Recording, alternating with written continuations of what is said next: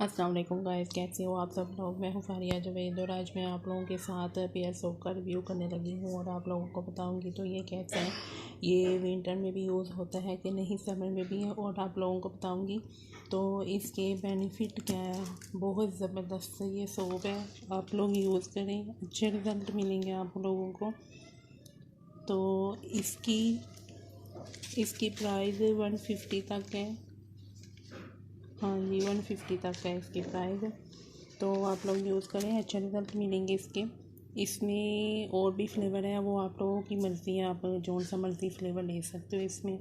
मुझे ये बहुत ज़बरदस्त लगा, मैं यही यूज़ कर रही हूँ।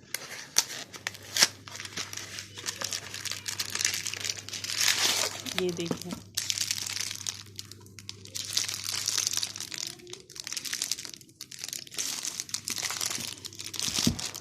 ये भी है।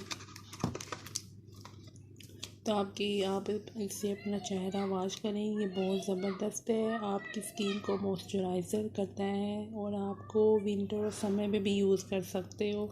इसका कोई मसला नहीं है कि आप इसको जब मर्ज़ी यूज़ करें। आप इसको समर में भी यूज़ करें, विंटर में भी यूज़ करें, बहुत अच्छी स्किन, इससे बहुत अच्छी स्किन हो जाती है। स्किन को बहुत ज़्यादा मॉइस्चराइज़र करता है, स्किन को ड्राई नहीं करता।